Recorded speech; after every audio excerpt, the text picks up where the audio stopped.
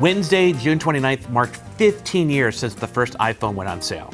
When Steve Jobs introduced it, he hyped the iPhone as three revolutionary products: an iPod, a phone, and an internet communicator.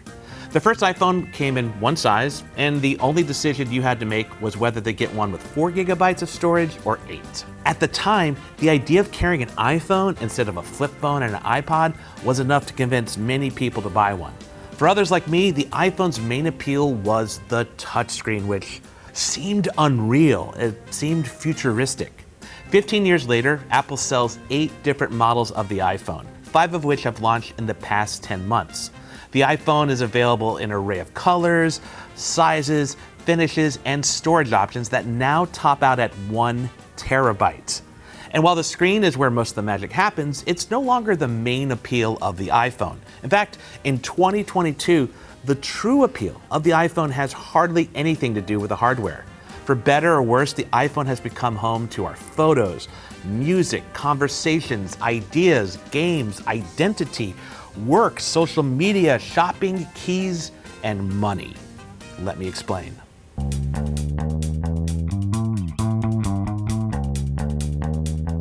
Over the past decade and a half, what defines the iPhone has shifted away from just design and hardware specs. Instead, the iPhone and iOS have become a gateway into Apple's services and features like iMessage, iCloud, FaceTime, Siri, Apple Music, Apple Pay, top-of-the-line cameras, and the App Store, which has apps like Uber, TikTok, Twitter, and WhatsApp. In 2022, the iPhone continues to extend beyond its slim metal and glass chassis into the world around us. It's the backbone for products like the Apple Watch and AirPods, and will likely play a role in future Apple products like rumored AR glasses. It also serves as a foundation for Apple's digital services, which have become an increasingly important factor that differentiates the iPhone from competing mobile devices. For example, Find My, which started out as the Find My iPhone tool in 2010, has grown into a network for finding Apple devices and pretty much anything you can attach to one of Apple's tiny AirTags. Just weeks ago, at WWDC, Apple's annual software developers conference, the company announced iOS 16, which expands services like Apple Pay and the Wallet app even more. Now, keep in mind, you need an iPhone to access or use most of these services. But for years, the iPhone's premium price made it inaccessible to many, and that's still true of Apple's top-of-the-line iPhone Pro models today. The recently upgraded iPhone SE gives Apple the opportunity to expand the iPhone's reach further. It's the purest example of what defines an iPhone in 2022, because it showcases how iOS and Apple Silicon become the foundation for everything you do on your iPhone.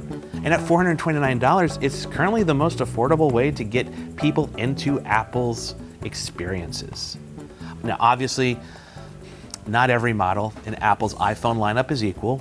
More expensive phones like the iPhone 13 Pro come with a contemporary design, a high refresh rate display, larger camera sensors, and tools like the U1 ultra-wideband chip and LiDAR.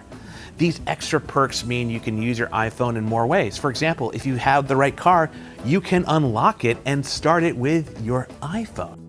Of course, all this growth has consequences. Antitrust concerns over the App Store and mobile payments, debates about screen time, Apple's contentious dealings with the FBI, criticism that all these services are part of a strategy to lock people into Apple's ecosystem, and more recently, privacy questions over AirTags are just some of the concerns that have grown alongside the iPhone's meteoric success.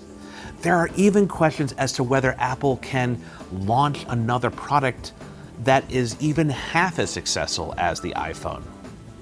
And yet, over 15 years, the iPhone has become ubiquitous and helped Apple become a nearly $3 trillion company. And now, I want to hear from you. What do you think about the iPhone turning 15? Also, we're doing these videos every week about Apple stuff. Let us know what you'd like to see us cover. Last, do all the YouTube things, like it, subscribe it, hit that bell.